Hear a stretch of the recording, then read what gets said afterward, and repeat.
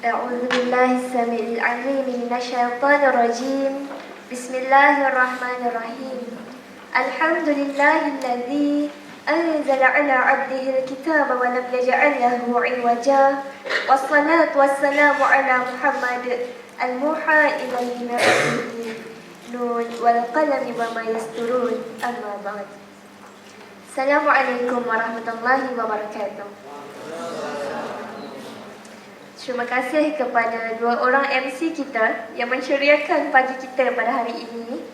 Seterusnya yang disegani Dr. Syah Mariam, seorang pensyarah hebat yang turun padang bersama aktiviti pelajar, bukan calon-calon orang ni. Seterusnya pembantu teknikal, terima kasih ya. Tak lupa kepada ukti kita yang rajin call, rajin follow up, berusaha keras untuk program ni, maka Allah balas jasanya. Seterusnya, adinda tercinta Muhammad Syamil Faizi kat belakang sana yang sudi hantar kakaknya bila abang ipar dia banyak urusannya, kena on call, kena banyak tugas dekat hospital. Dan seterusnya, adik-adik yang akan muliakan kerana Allah Subhanahu Wa Taala. Kat sini semua pelajar IMU ataupun ada pelajar luar juga? Luar juga ya, subhanallah. Selamat datang mencari makna cinta. Adik-adik yang akan muliakan, kita ta'aruf dulu ya sebelum kita pergi lebih jauh. Kat sini berapa orang yang dah pun menikah? Cuba angkat tangan. Okey, Dr. Syah Mariam kita. Yang lain belum menikah lagi ya. Okey. Sebelumnya dek, akak ada menghadiri bengkel fit keluarga dekat IQ. Dekat situ akak didedahkan dengan pelbagai masalah keluarga, ya, penderaan fizikal, penderaan mental, penderaan psikologi dan sebagainya. Dan adik-adik tahu tak ya, adik sekarang berada dalam fasa yang sangat fresh, fasa yang adik boleh mencegah sebelum merawat. Jika adik faham apa itu cinta, faham persediaan yang adik perlukan sebelum melangkah ke alam rumah tangga. Sebab kalau adik dah masuk ke alam rumah tangga dan baru adik tercari-cari apa makna cinta, dia dah agak, orang kata, kena mengubat setelah sakit. Adik kan doktor kan, biasa tengok orang sakit jantung kan, perit sangat, nak mengubat tu seksa kan. Tapi kalau dulu dia sedar betapa periknya risiko sakit jantung, dia boleh cegah dulu. Dia boleh jaga makanan dia supaya makan yang seimbang, dia boleh elakkan benda-benda yang tak sepatutnya supaya elak mengubat sakit jantung tu. Maka inilah fasa adik-adik. Adik-adik boleh elakkan banyak perkara, elakkan keruntuhan-keruntuhan yang bakal berlaku dalam rumah tangga jika adik mulakan secara bijak, secara prepare, secara siapkan diri. Siapkan psikologi, siapkan hati, siapkan ilmu dengan benar. Siapkan doa iman yang sungguh dengan Allah Subhanahu Wa Taala. Sebab tu mari kita nak rasa syukur sangat dekat Allah Subhanahu Wa Taala. Sebab mak-mak ya, ayah-ayah dalam masyarakat kita, mereka tak ada kesempatan sebaik ini. Sebelum mereka masuk ke alam rumah tangga, mereka mungkin ketika itu kurang peluang untuk ada ilmu yang benar, untuk ada program-program seumpama ini, ya. Jadi kita nak doa juga kepada penganjur program ini. Moga-moga mereka ni dapat saham berkekalan hingga ke syurga sebab mereka bekerja keras. Dengan fikrah yang jelas yang mereka ada, kita dapat baca kan karisma presiden tadi, bagaimana dia ungkapkan sikit tentang cinta tu, kita dapat nampak fikrah dia yang baik tentang cinta. Dan fikrah yang baik itu dia cuba sampaikan kepada seramai mungkin orang lain melalui dia anjurkan program seumpama ini dalam kesibukan bergelar pelajar medik. Pelajar medik ya? Okey, calon suami soleh. Okey, adik-adik kau mulakan. Kita teruskan ke slide seterusnya. Okey, sebelum tu tadi tu adalah novel terbaru akak ya, yang akan terbit pada akhir bulan ini, yang akan bicarakan banyaklah tentang fit pertunangan, fit pernikahan dan apa yang perlu dipersiapkan sebelum menikah. Okey, ini bingkai slot kita secara umumnya.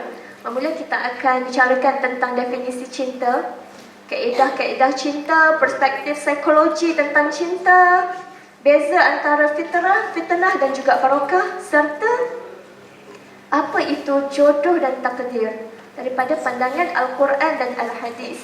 Okey, seterusnya slide yang kedua, kita akan bincang tentang pencemaran cinta. Kita muhasabah sikit ikhtilat kita, pergaulan kita, ya. Seterusnya, tren takrabuz zina sebelum menikah, menghampiri zina. Seterusnya, bagaimana kita nak elakkan fitnah dan bagaimana kita nak memilih jalan mujahadah. Okey, seterusnya slide yang terakhir ialah manual bercinta hingga ke syurga. Kita nak cinta biasa ataupun nak cinta yang high class, ya. Dan beberapa cara melamar mengikut Al-Quran dan Al-Hadis. Seterusnya yang ketiga ialah asas kebahagiaan rumah tangga menurut huraian Al-Ghazali. Al-Ghazali kat sini bukan Al-Imam Hujjatul Islam, Imam Ghazali yang dah lama meninggal tu, ya. Ini adalah Al-Imam Ghazali, mufti Mesir yang ada pada zaman contemporary ni. Tak pasti dia dah meninggal ataupun masih hidup lagi. Okey, seterusnya slide 1, makna cinta. Teruskan. Okey, kita bicara dulu apa itu makna cinta. Kalau menurut Abdullah Nasir Ulwan dalam bukunya yang terkenal Al-Islam wal Hub, kata beliau cinta itu ialah al-mailu ila syai'. Katakan, ya, abang yang jaga teknikal kita ni nampak handsome bergaya kat depan ni, ya. Lepas tu ukti kat belakang sana rasa macam berdebar-debar gitu bila tengok dia. Tetap. Itu adalah perasaan yang normal, yang fitrah, ya. Al-mailu, dia cenderung kepada sesuatu. Dan abang kat sebelah sana tengok ukti, kat sebelah sini nampak cantik je, ya. Ataupun nampak sopan je, nampak khusyuk, nampak tekun je, tiba-tiba rasa macam ada magnet gitu, aura tarik gitu, ya. Rasa macam lain macam je hati. Itu adalah fitrah. Kita tengok kucing mengawan kan, kejar si betina. Kita juga tengok bagaimana kumbang pun sentiasa mencari bunga. Sebab itu fitrah ini dikongsi oleh semua manusia. Tak kira orang Hindustan ke, orang Pakistan ke, orang Tajikistan ke, orang Utan ke, ya, semua berkongsi fitrah ini. Fitrah cenderung kepada yang berlainan jantina dengannya. Okey, seterusnya kita tengok lagi. Apa itu cinta pula menurut Al-Imam Ibnul Qayyim Al-Jauziyah, seorang imam pakar psikologi, pakar hukum, hatta ilmu medik pun dia mahir. Imamnya sangat istimewa. Beliau merupakan anak murid favourite kepada Al-Imam Ibn Taymiyah. Mengarang buku yang banyak, terutamanya kalau pasal cinta ni bukunya cukup terkenal dan menjadi mungkin salah satu rujukan utama. Ada orang-orang bijak, ada boleh rapat dengan penulisan para ulama ni, boleh cari buku ni, ada terjemahan dia. Tajuk dia Rawdatul Muhibbin wa Nuzhatul Mushtaqin, ataupun terjemahannya Taman Orang-orang yang Rindu dan Cinta. Tapi bila dia translate ke bahasa Melayu, dia buat tajuk dia, kalau tak silap akak, Cinta dan Rindu menurut Al-Quran dan As-Sunnah. Boleh cari. Ada voucher 200, habis tak lagi? Habis dah. Kena beli buku para ulama, ya, Dek. Okey. Kalau menurut Ibn Qayyim, terlalu banyaklah istilah tentang cinta ni, sehingga kan, ya, beliau kumpulkan ada lebih 60 istilah yang dikaitkan dengan cinta. Itu pun dia kumpulkan daripada pendapat-pendapat orang lain, bukan pendapat dia sendiri. Sebab apa? Sebab cinta tu sesuatu yang melibatkan perasaan. Bila kita nak tukar perasaan ni jadi ditranslate ataupun dihuraikan dengan perkataan, dia jadi payah. Contoh, ya, akak tanya Presiden. Presiden, cuba Presiden ceritakan bagaimana rasa orang mengah berlari. Mengah berlari macam mana? Tak sampai. Okey, macam mana?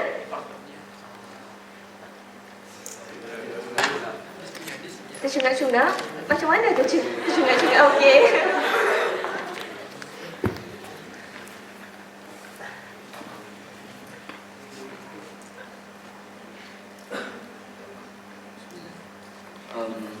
Rasa jantung berdebar-debar. Okey. Okey, jantung berdebar-debar macam sakit jantung gitu ke? Kurang. Kurang ya? Okey, lagi? Nafas jadi tak tentu. Nafas tak tentu macam mana tu? Lagi? Fikiran tak tentu arah.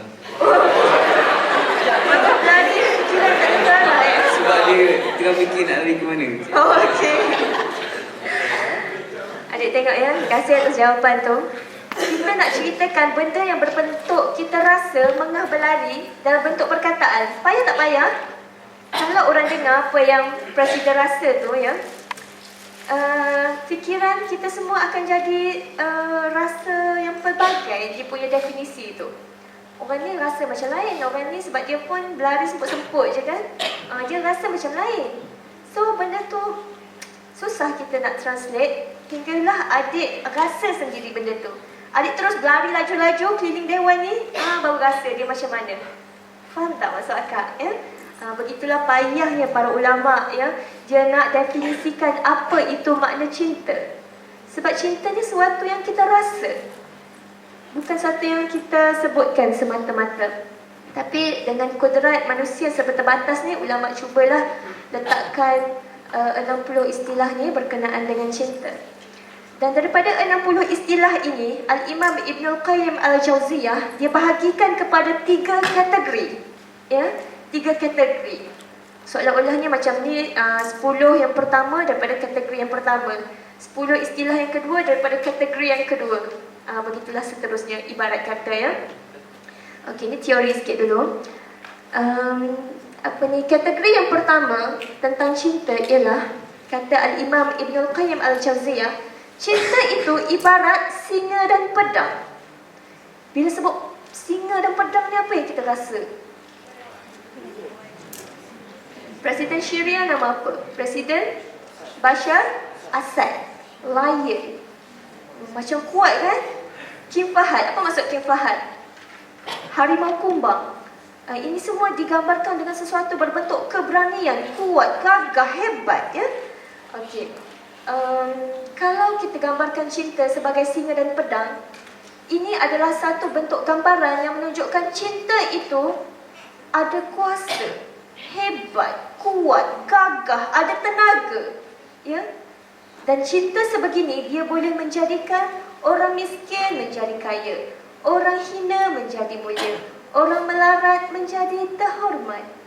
Inilah cinta kepada Allah, kepada Rasul, kepada ibu bapa, kepada yang selayaknya, kepada agama, kepada ummah seluruhnya. Okey, itu yang pertama. Yang kedua, cinta itu boleh menjadi bencana besar. Dan ini yang pernah menimpa tragedi hidup si harimau kayu, Tiger Woods. Beliau seorang jago golf yang hebat, tapi bila mana cinta itu tak disalurkan kepada isteri, ya, tapi disalurkan kepada hampir 19 orang pelacur. Apa jadi kat hidup dia ni? Daripada jago golf sampai sekarang dah tak pandai sangat dah nak main golf. Sebab tekanan caciannya, orang tarik tajaan, orang tak boleh nak restu apa yang dia buat. Sebab salah salurkan cinta ke tempat yang tak sepatutnya. Dan yang ketiga, cinta itu boleh menjadi ibarat arak yang memabukkan. Orang minum arak dia sebab dia rasa arak tu bagi manfaat kepada dia, hilangkan stres dia. Hatta dari sudut medikalnya, arak tu dikatakan dia ada kesan sikit untuk ubat sakit jantung. Betul ke? Apa dia? Wine. Masya Allah. Doktor kita cakap dia rasa benda tu bagus bagi dia ya? Tapi hakikatnya mudaratnya jauh lebih besar. Begitulah ya, ramai orang couple hari ni sebab dia rasa couple tu bagus untuk dia. Rasa ada orang sayang dia, ada orang caring dia, ada orang SMS, ada orang call, ada orang bagi hadiah.